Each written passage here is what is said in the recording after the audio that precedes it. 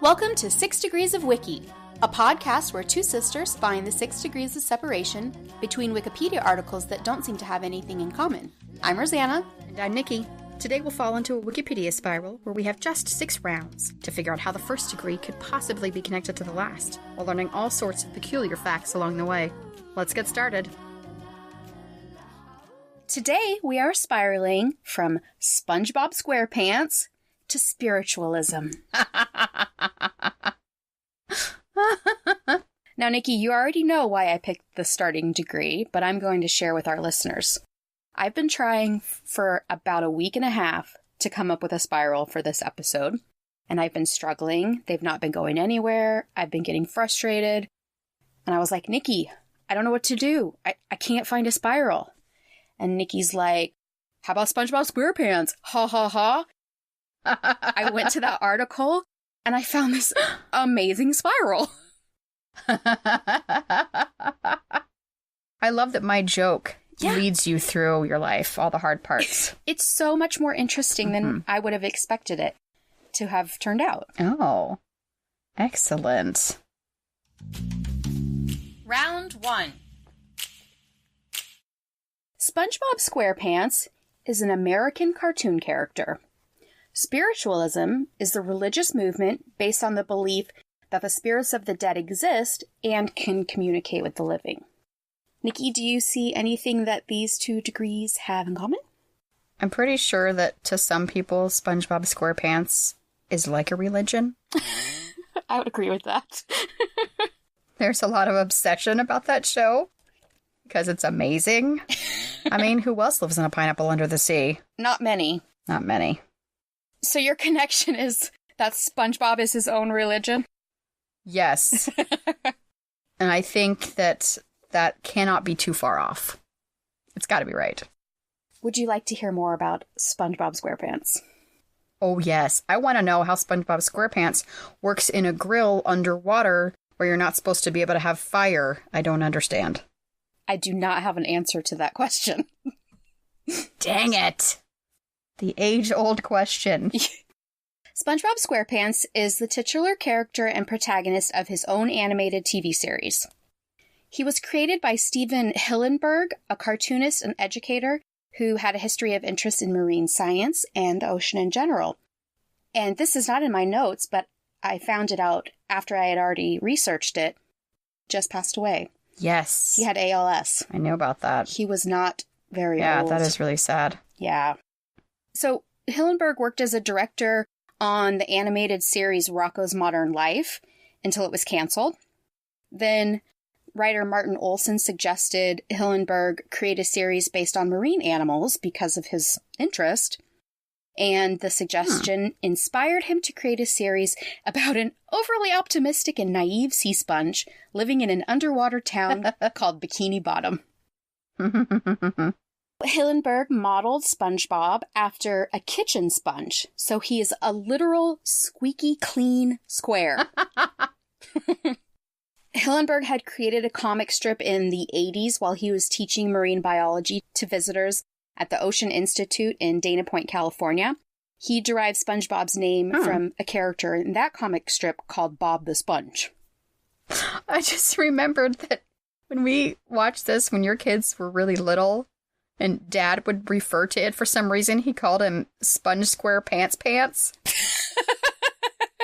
Do you remember that? Are you guys watching Sponge SquarePants Pants again? Please tell me we're going to sing the theme song at some point in this episode. I hope not. Here's something related to this topic. There is a video on YouTube, and I think probably just an audio clip too, of the theme song to SpongeBob SquarePants slowed down like a huge number, 1,000 times. And it is terrifying. That sounds great. It sounds like you could play it at a Halloween party or at a haunted house. It's so scary. You should check it out. We should play that song for our friends at the Spoop Hour podcast. I wonder if they've heard it. It's intense. Okay, so back to SpongeBob the character. He's a goofy, good-natured, enthusiastic character, and he's also pretty naive. He lives in a pineapple.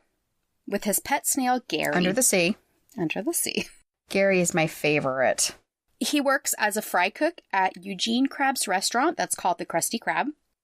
His first name's Eugene? Eugene, yeah. I didn't know that. I just knew him as Mr. Krabs. His grouchy neighbor and coworker is Squidward Tentacles. And his best friends are Patrick Star and Sandy Cheeks, who is a squirrel. SpongeBob's hobbies include karate, blowing bubbles, and jellyfishing. And one of his greatest goals is to get a driver's license. Unfortunately, he always panics. That is the best and crashes. Running gag. Yeah.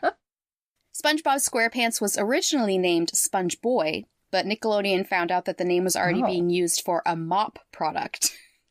Thank goodness, SpongeBob is way better. Hillenburg wanted to keep Sponge in the name so people wouldn't think the character was made out of cheese. That's pretty smart. Yeah. I can see how that could be confusing.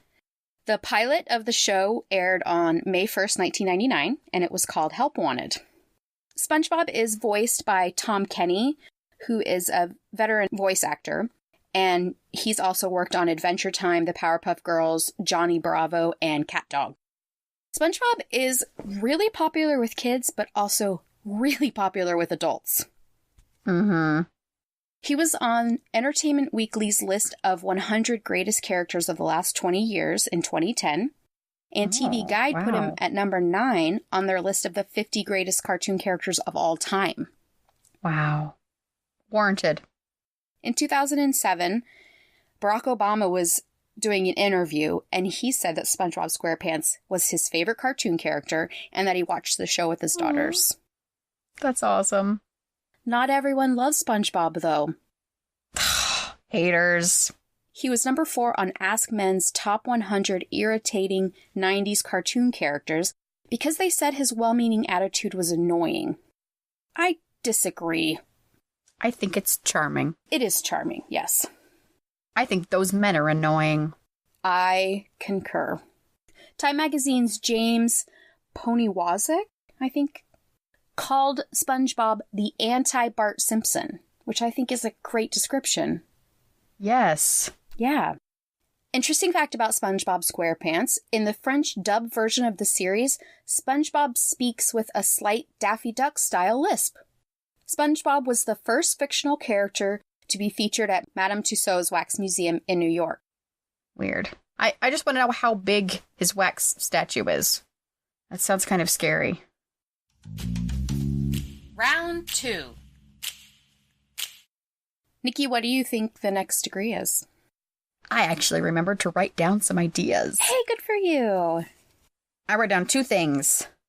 Bikini Bottom, also Powerpuff Girls. Okay. Mostly because I love the Powerpuff Girls. They are great. But I'm going to go with Powerpuff Girls because I just want to hear somebody say Mojo Jojo. Mojo Jojo! Your guess of the Powerpuff Girls is incorrect. Oh, no Chemical X. No Chemical X. No Mojo Jojo. Oh. The next degree is Protagonist. That's a stretch. Well, I'm sorry, SpongeBob is the protagonist of his show. Yes, I know. Oh, now we're just picking random words from sentences. I mean, for our degrees. It was a link, so there. Yes, fine. Okay, protagonist. A protagonist is the leading character of a story. They're the center of the story, they make the key decisions, and the story follows the consequences of those decisions. They face the most significant obstacles, and their fate is usually the one that is most closely followed by the audience. They are opposed by the antagonist. The antagonist is used to provide obstacles, to create conflicts, and help reveal the strengths and weaknesses of the protagonist. The earliest example of a protagonist is from ancient Greece, around 536 BC. This was when actors started having dialogues instead of just singing and dancing as groups. So they had real characters. The protagonists at this time were never called heroes because they only used that term to refer to humans that became a semi-divine being. Yes. Like Hercules. Yes. So some stories have two protagonists. They can have them at different times, so you could have a protagonist and then they die, and then you have a new protagonist in the same story. Ah.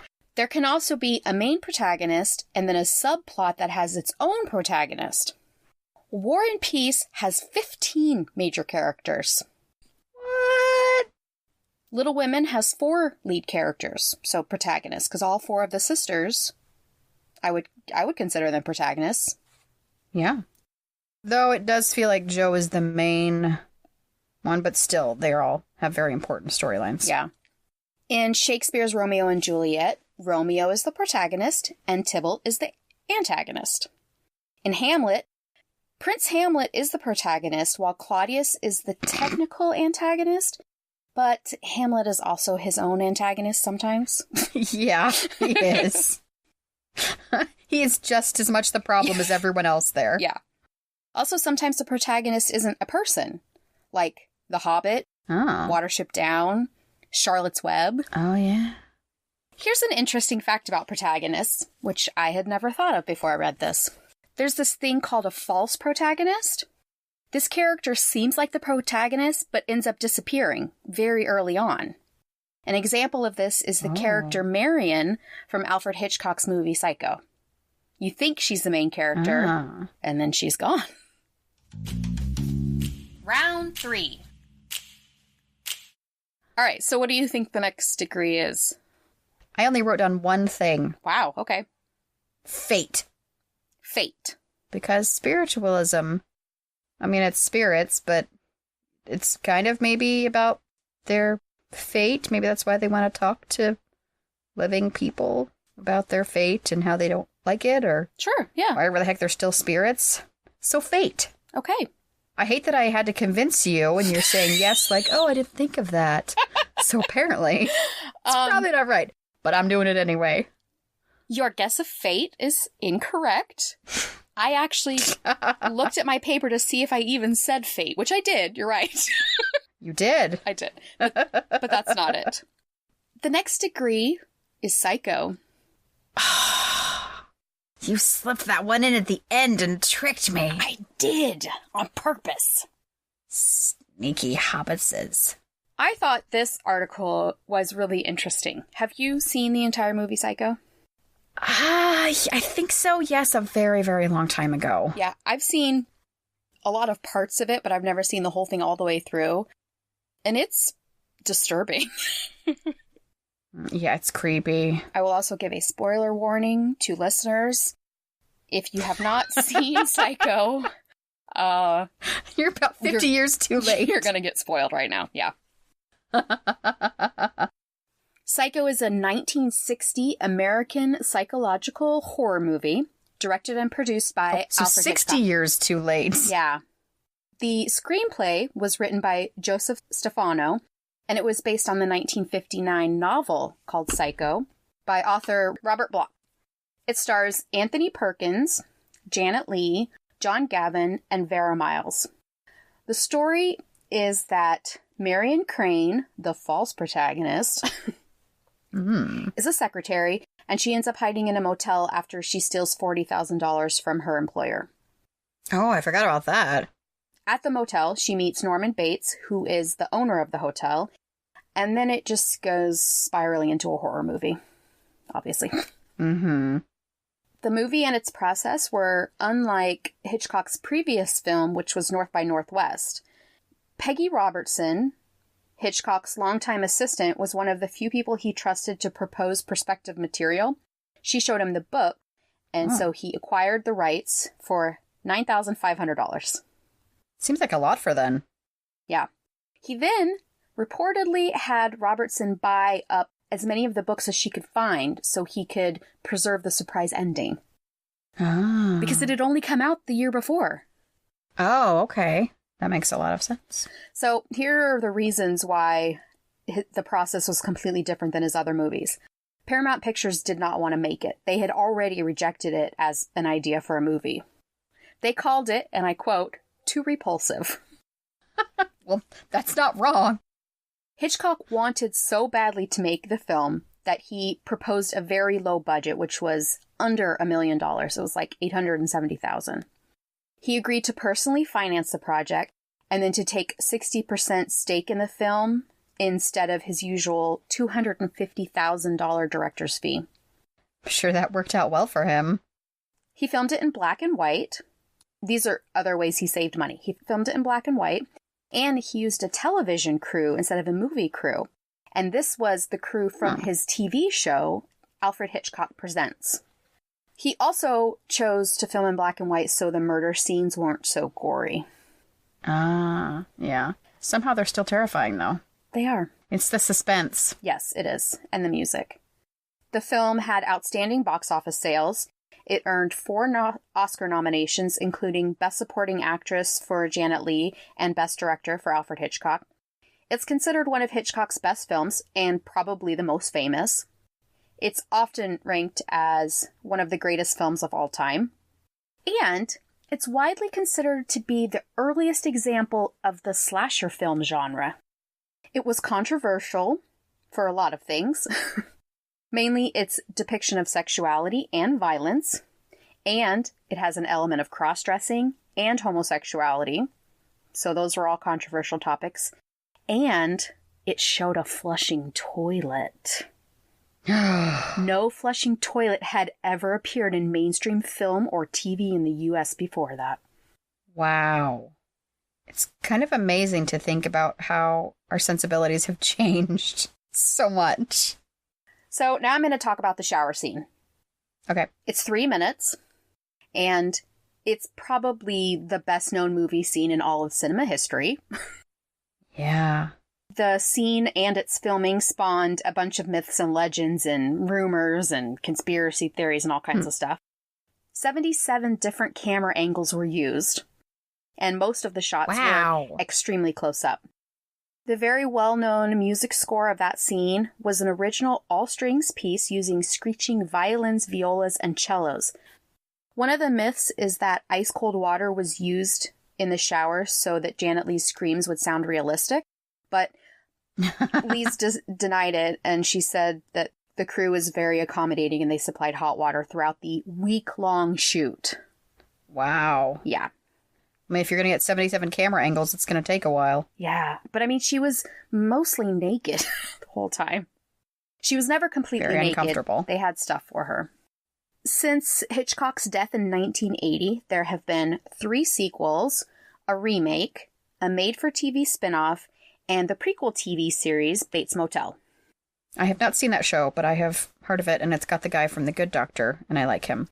Psycho was selected for preservation in the National Film Registry in 1992 because the Library of Congress said it was culturally, historically, and/or aesthetically significant. All reasonable. Agreed. Interesting facts about Psycho. When Janet Leigh watched the shower scene, the thought of our vulnerability while showering impacted her so much that she stopped taking showers unless it was absolutely necessary.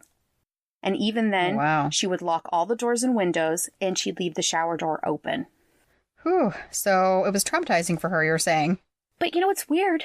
Filming the scene wasn't traumatizing. It was watching it happen is what showed her the vulnerability of being in the shower. And that's what scared her. Mm-hmm. Round 4. Okay, Nikki, what do you think the next degree is? Alfred Hitchcock. Okay. I feel really sure because he did a lot of horror movies, and I haven't really seen most of his horror movies, but I imagine some had to involve spirits, right? Yeah, definitely. Right? Yeah. Okay. Good. Am I right? No. Your guess of Alfred Hitchcock is incorrect. And also, I lied to you about the spirits thing because I've not ever seen any of his other movies because they're scary. So I don't know if they have spirits in them or not. I bet all on black and I was wrong. Oh, that's funny because the next degree is Robert Bloch. Oh, don't. How dare you? How dare you? Oh. Put it all on black. You should have put it on Bloch. Goodness. Thank you for that setup, by I the am way. ashamed of both myself and of you for this. No, The nerve. this was a really interesting article, too. I'm sure it was. Tell me all about it. Okay. Robert Bloch is best known as the author of the book Psycho, the basis for the film. He primarily wrote crime, horror, fantasy, and science fiction, and his collection included hundreds of short stories and more than 30 novels. Quite prolific. He was born in Chicago in 1917. His interest in horror started after he saw 1925's The Phantom of the Opera, which he went to see alone when he was 8. What? Who let him in? Well, it was 1925. It's true. 8-year-olds were working then. When Chaney removes his mask, Bloch was scared so badly that he ran all the way home, and he actually had nightmares about it for 2 years. Oh my gosh. When he was about 12, his family moved to Milwaukee, Wisconsin. Bloch was an avid reader of the magazine Weird Tales, and he was a very big fan of the magazine's frequent contributor, H.P. Lovecraft. Oh. We've heard about him before. He wrote a letter to Lovecraft asking where he could find copies of some of his earlier work, and Lovecraft sent them to him, and he gave him advice on writing. And he asked to see samples of Bloch's work. Now I really like H.P. Lovecraft as a person. Yeah, he's kind of a weird dude. At only 17 years old, he started his professional writing career. He was paid when they published a couple of short stories in Weird Tales. The stories were called The Feast in the Abbey and The Secret in the Tomb. After the suggestion by Lovecraft, Bloch sent some of his work to the members of the Lovecraft Circle, and eventually he became their youngest member and a protege to Lovecraft. Bloch was fairly obviously the inspiration for Lovecraft's character Robert Blake in The Hunter of the Dark, which is dedicated to Bloch, and it's the only story that Lovecraft ever dedicated to anyone. Wow. Yeah. Bloch started with writing work that was similar to Lovecraft's, Cosmicism and cosmic horror, but eventually specialized in crime and horror that had a more psychological approach. Bloch was devastated when Lovecraft died when Bloch was only 20. He continued to write for Weird Tales and also other pulp magazines, and he expanded his themes to include voodoo and demonic possession and black magic. Ooh. He joined another writers group and became close friends with C.L. Moore and her husband, who was a co-writer, Henry Kuttner. C.L. Moore was one of the first women to write in the sci-fi and fantasy genres. She was sort of like a trailblazer for women sci-fi writers. During the Depression, Bloch wrote and performed his own sketches and dramatic productions. In 1939, he was hired to help with speech writing and advertising for Carl Ziedler's campaign for the mayor of Milwaukee. That's a big departure from his previous work. He needed work, I guess. Ziedler won. He unseated a 6-term socialist mayor. So, wow, he had a good campaign. After Ziedler's victory, Bloch was not paid his promised salary, and they pretty much just ignored him. Bloch continued to write and publish through the 1940s and 1950s, and his style continued to evolve away from Lovecraft's influence. He wrote Yours Truly, Jack the Ripper, a story where Jack the Ripper was an immortal being that could only extend his immortality with human sacrifice. He also wrote a story called Lizzie Borden Took an Axe. Oh. Yeah, I didn't read that one.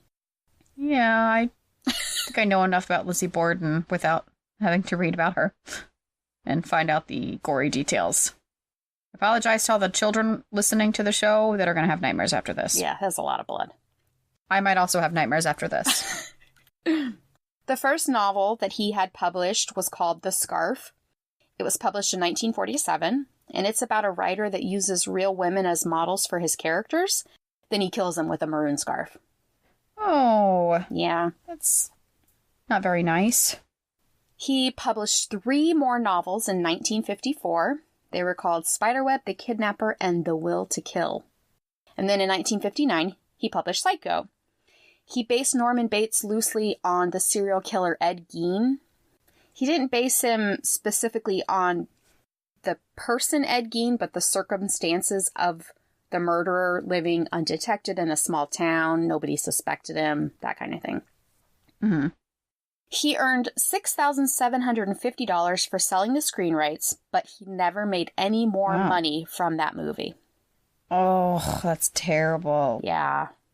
From the 1960s all the way through the 1980s, he was a successful scriptwriter for TVs and movies in the mystery, suspense, and horror genres, and he also continued to publish novels and write screenplays the entire time. In 1974, he published a book called American Gothic, and that was a novel inspired by the real-life serial killer H.H. Holmes, who had confessed to at least 27 murders and was executed in 1896. In 1982, Bloch published a sequel to his novel Psycho, and not at all related to the movie Psycho.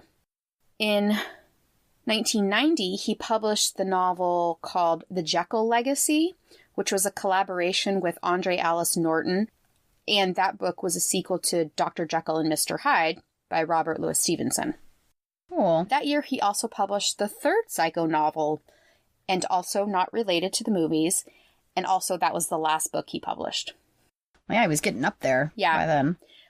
Bloch had a long battle with cancer and died in 1994 at the age of 77. He had been married twice and had one daughter, and he won, I can't even list how many awards for his work. And a ton of it's been adapted for TV and for movies and for comics and audiobooks and all kinds of stuff. So my interesting fact about Bloch, you might not like it. Oh. Bloch's fondness for a pun is evident in the titles of his story collections. One is called Tales in a Jugular Vein. One is called Such Stuff as Screams Are Made Of and Out of the Mouth of Graves. Wait. I got one more. Oh, man. In 1993, he wrote what he called his unauthorized biography. and he called the book Once Around the Block.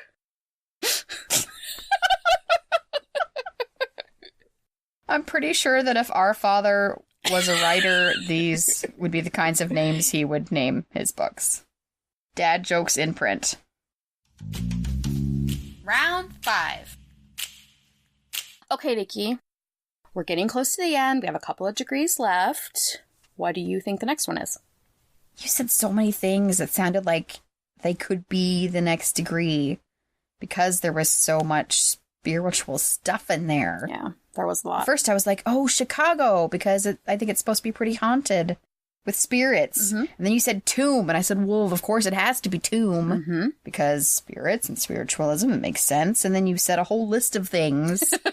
But the thing that stuck out most, knowing you, if it was in the beginning of that article and it would have been linked, I know you would have at least tried it. So I'm going to go with voodoo. Okay. Your guess of voodoo is incorrect. I'm sorry. Ugh. I probably would have tried voodoo, but it was not in the beginning of the article, so I couldn't. Darn it, that would have been a good one. Makes me feel a little better. Yeah, it would have been super fun. Anyway, that's wrong. It's not it. The next degree is Cosmicism. Is what? Cosmicism. Yeah, I did not write that down or register that you said that word. I did, yeah. All right, tell me about it. Tell me about it. Cosmicism is the literary philosophy developed and used by H.P. Lovecraft in his weird fiction. It states that there is no recognizable divine presence, such as God, and that humans are particularly insignificant in the larger intergalactic existence. When compared to the universe, humans have the relative significance of insects. This also shares characteristics with nihilism. It's not the same, but it's similar. Lovecraft's work was a collection of philosophically intense horror stories that had themes of astral possession, aliens, and occult phenomenon. These themes are what led to his development of the Cosmicism philosophy. It mainly was a result of his complete disdain for anything religious. He hated it. He said he felt that humanity was fundamentally at the mercy, oh my God, of the vastness and emptiness of the cosmos. This guy was dark. Dun, dun, dun. Which is why it's called Cosmicism, because it's about, cosmos. While Cosmicism seems like a pessimistic point of view, Lovecraft actually said he was neither a pessimist or an optimist. He was a cosmic indifferentist. He's a neutralist. The greater beings or forces in his work were not malevolent towards humans. They were just indifferent. Humans were insects to them. He believed that humans have naturally limited facilities and could never and will never fully understand the universe. Round 6. All right, Nikki, this is the last one. What do you think the last degree is on the path from SpongeBob SquarePants to spiritualism? I think the penultimate degree had a lot more things connecting it to the last degree than this one did. Well, sometimes that happens. I only wrote down occult phenomenon and magical. Okay. Because there were no other words in there that really seemed... But neither of those really seem like it either. How about intergalactic existence? That didn't stick out. That must be it. I guess I'll go with occult phenomenon just because I don't know what else.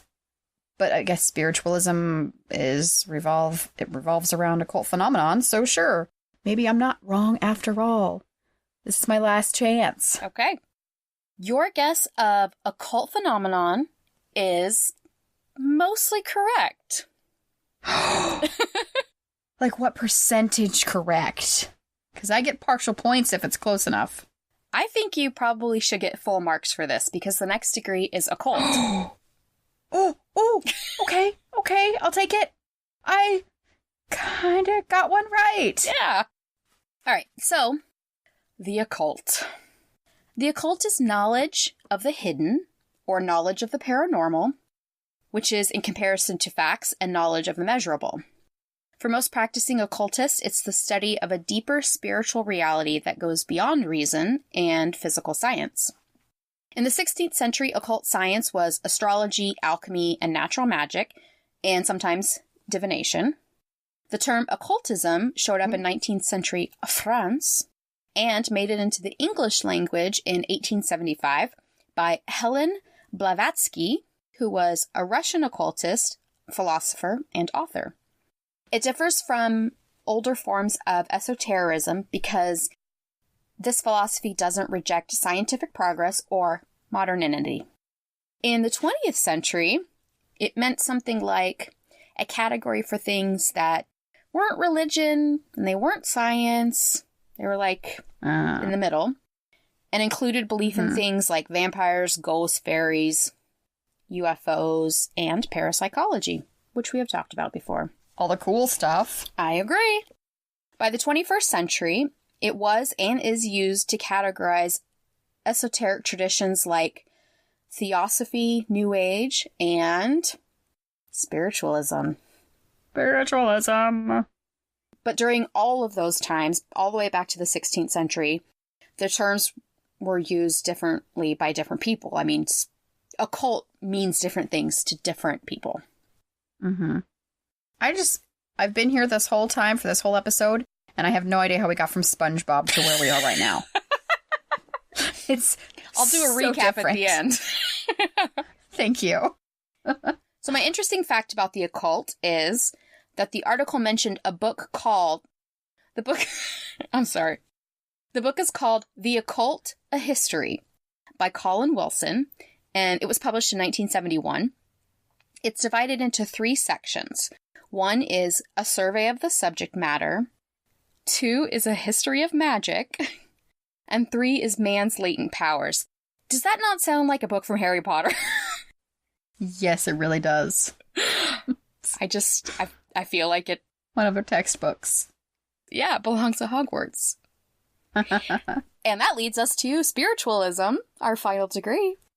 Yay! Spiritualism is the religious movement based on the belief that spirits of the dead exist and have the ability and also the inclination to communicate with the living. Spiritualists see the afterlife or spirit world as a place where spirits go and continue to evolve past the level of humans. Oh, weird. Based on that evolution, spiritualists also believe that the spirits are able to provide knowledge about moral and ethical issues and about the nature of God, because they're over there. They also hold the belief in spirit guides, and they rely on spirit guides for guidance. Guides give guidance. Ooh, like spirit animals, too? Kind of, yeah, except I don't know, but yeah. That was very definitive, Rosanna. I'm not going to commit to anything. The spiritualism movement was most popular from the 1840s to the 1920s, and it was mostly middle and upper class people in English-speaking countries. The spiritualism movement got popular by stuff about it being published in periodicals and by like tours and lectures and in meetings, but not at all by any type of formal organizing or formal texts. It was kind of like word of mouth. A lot of the accomplished mediums at this time were women and supported causes like the abolition of slavery and women's suffrage. So that's cool. Yeah, also weird to connect those things. The movement started to lose credibility because of accusations of fraud, and now it is practiced through spiritualist church. So they went from like a word of mouth thing to currently, if they're practicing it, it is in a church. The first celebrity mediums were the Fox sisters, Kate and Margaret. They communicated with the spirit on March 31st, 1848, and they became a sensation. They were famous for their public seances. In 1888, the Fox sisters admitted that the contact was a hoax. Then shortly after, they recanted that admission and said, no, it's true. So we haven't been making as much money since we said that, so never mind. Yeah. Here's an interesting fact about the spiritualism movement. In 1862, a club was formed called the Ghost Club, and its focus was the scientific study of alleged paranormal activity in order to prove or refute the existence of ghosts. One of their members was Charles Dickens. Ooh. Alleged believers of this time included Arthur Conan Doyle and Pierre Curie, who was the husband of Marie Curie. She, however, was dubious. She was the scientist of the family. We made it through all 6 degrees. Yeah, how did we do this again? We went from SpongeBob SquarePants to Protagonist to Psycho to Robert Bloch to Cosmicism to Occult to Spiritualism. Okay. So what did you think about the spiral, Nikki? It was ridiculously insane, is what I thought about this spiral. I bet you thought when you suggested SpongeBob SquarePants, nothing like this was going to happen. No, not at all. Not even close. It just took me on a wild ride. I just had to go with it. Yeah. I also like the idea that you could probably give you and I the same starting degree and we would end up in very different places just because we would follow very different things in it. Yeah, there were so many, they just seemed like random facts about so many different things there. Yeah, I thought it was a good spiral. Yay! I'm glad. I'm glad that the other ones didn't work out for you because this was really fun. Yeah, the other ones just were...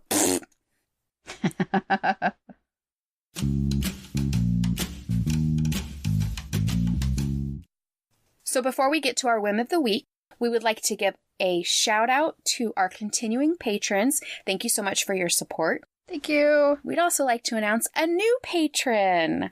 Yay! Our new patron is Edward Alcatraz. Thank you, Edward. Thank you. I'm sure that's not your real name. We hope that all of you patrons are enjoying your bonus content. And now on to our whim. Our whim this week is movies that are coming out this year, since it's a brand new year, that Nikki and I really, really want to see. Yes. I'm going to go first with a collection of films. Okay. All from the MCU, the Marvel Cinematic Universe, because in 2019 we're getting not just Captain Marvel, not just Spider-Man Far From Home, and I love Spider-Man, but also Avengers Endgame. I can't even. Which I just have to see immediately. I really, really, really, really, really want to see it right now, but we have to wait until April. Somehow, I will make it. And I'm so obsessed with Captain Marvel. I cannot wait for that movie. I'm just dying for Spider-Man because he's my favorite superhero. Another superhero movie that I'm pretty sure isn't in the MCU that's coming out that I really want to see is Shazam. Oh, man. With Zachary Levi. Yeah, it looks hilarious. It really does look funny. I haven't read the comics, but from what I've seen, people are saying that it sounds like it's pretty close to them. But it's a 14-year-old boy that can turn into a superhero at will, but he's still a 14-year-old boy in a man's body, so it's just hilarious. I mean, I feel like Zachary Levi probably didn't have to act much for that because I think he is a 14-year-old boy stuck in a man's body, so... Yes. I love that guy. Also, Zombieland 2. Ooh. Usually I don't like zombie movies, but Zombieland was fantastic. So funny. And they've got the whole original cast coming back. Emma Stone, Jesse Eisenberg, Woody Harrelson. I think some other people too, so that should be really cool. And Little Women. I love Little Women. Me too. Meryl Streep, Emma Watson, Saoirse Ronan, and Timothy Chalamet from Call Me By Your Name. I feel like they should remake Little Women for every new generation with recent actors. I absolutely agree. Those are the movies I am looking forward to in 2019. What about you, Rosanna? Well, TBH, Nikki, a lot of those are on my list. I'm also very excited about all the Marvel stuff. I'm excited about Little Women. I actually think 2019 is going to be a great year for movies. There's a lot of cool stuff coming out. Mm-hmm. I'll probably go see the Lego Movie too. I don't do much in the way of animated films, so... For real, Lego Batman was like the funniest cartoon I've ever seen. I'm going to take a hard pass on Dumbo. Oh, yeah. I don't need that in my life. I'm okay with animals that talk in cartoons. For some reason, I cannot watch a live-action movie with an animal that talks.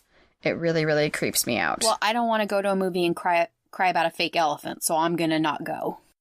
I am, however, very excited about the live-action Aladdin. I'm going to wait to reserve judgment on that one. And come at me, haters, but I'm excited about Dark Phoenix. That's got Sansa Stark, right? Yes. Sophie Turner plays Phoenix, who was an X-Man. Or X-woman. An X-person. And, I mean, James McAvoy, Michael Fassbender, Jennifer Lawrence. I'm there. I'm going. I haven't kept up with the X-Men movies, even though I like the cast. Just because they seem kind of ridiculous at this point. I'm okay with it. I want to like them. Yeah. I do. I'm just going to go with it. Yeah, I mean, obviously Spider-Man, I'm over the moon that I get to see Tom Holland do Spider-Man again. Oh, another great one, live action The Lion King. Good cast, but it's the talking animals thing. I just can't handle it. The Lion King and Aladdin hold a special place in my heart because of the age I was when they came out. Another movie that I'll definitely go see is Downton Abbey. It has the same actors from the TV show, and I watched the entire TV show. I didn't even know they were making a movie about that. Yeah, that one comes out in September. There's also another Kingsman movie coming out in November. I'll go see that.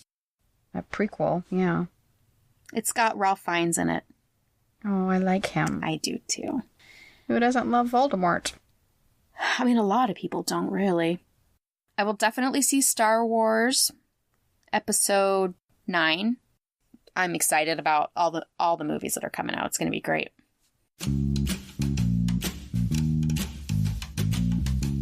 That's our episode. Tune in next time for another 6 Degrees of Wiki. Keep up with us at 6degreesofwiki.com and follow us on Twitter, Facebook, and Instagram to let us know what you think.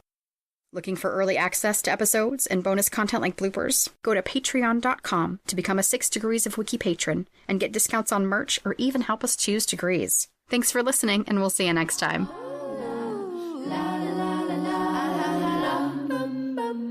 Da da da da da da da.